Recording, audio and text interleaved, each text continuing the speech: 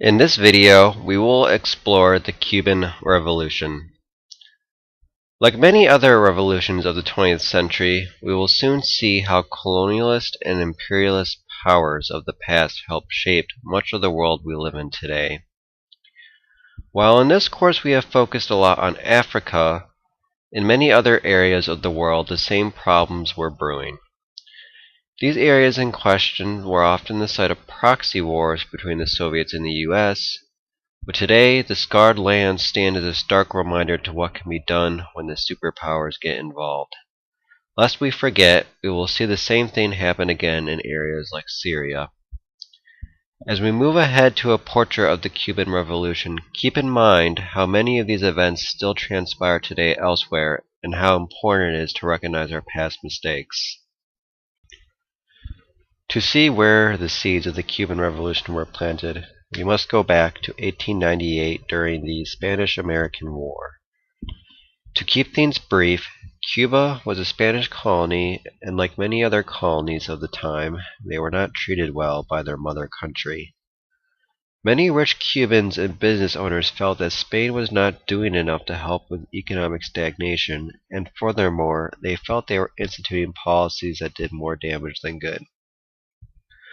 Earlier in the century, the Cubans attempted to fight for independence against the Spanish Empire 2 times, but it wasn't until the third time that resulted in U.S. involvement. This war was short and led to the U.S. occupation of Cuba and eventually their independence in 1902. Like many of the African nations we explored in our studies, things were not exactly stable afterwards.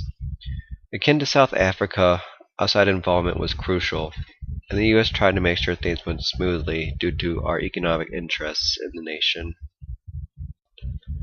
While things never exactly reached a stable point, Cuba was able to successfully hold free elections for about 25 years.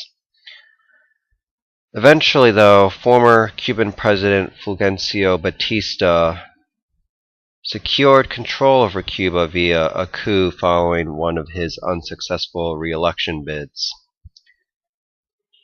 Now that he was in control and backed by the U.S. government, he started some major reform in Cuba.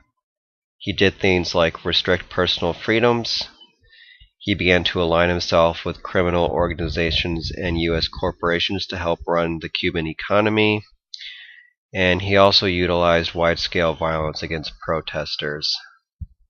Fidel Castro, a lawyer at the time, sought to push Batista out via legal means, but after multiple failures, he came to the conclusion that violence was the only way to free Cuba.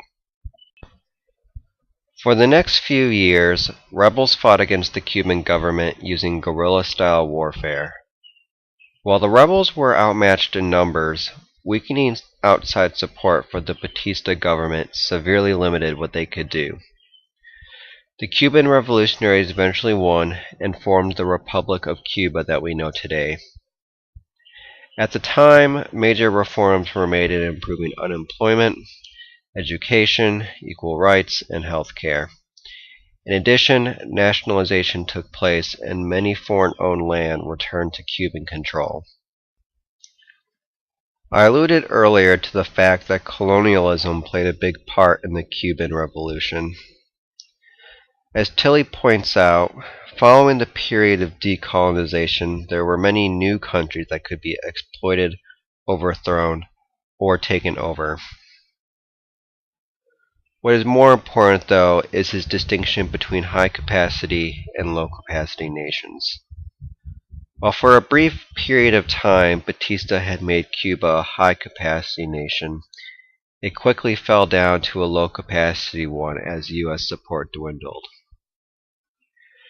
During this high-capacity time, Batista employed violent specialists who would often deal with protesters, torture dissidents, and use public executions to scare the populace of Cuba.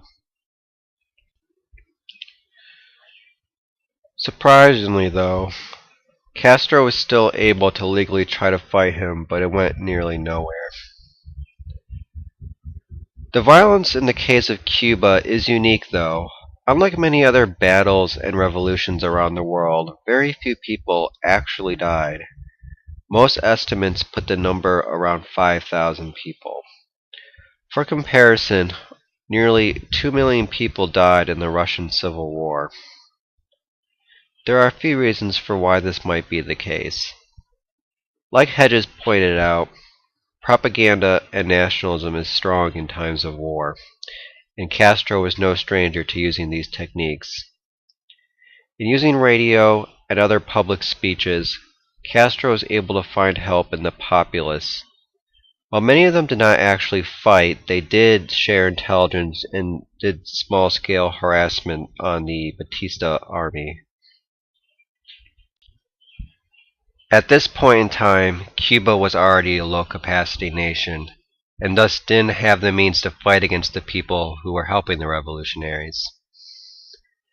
As I mentioned earlier, U.S. financial support nearly became non-existent for Batista's army later on in the revolution, and as such, they were relying heavily on untrained soldiers and broken equipment. The revolutionaries used guerrilla-style warfare, and coupled with their weakening enemy, they were able to win with much smaller casualties than other wars. In conclusion, while the Cuban Revolution was a success in terms of winning, the violence employed was somewhat unique compared to other violent movements. As always, money played a huge role. Cuba was ripe for change as it moved past colonialism, but unlike countries like South Africa, the counter-movements had better funding, arming, and training than the state they were fighting.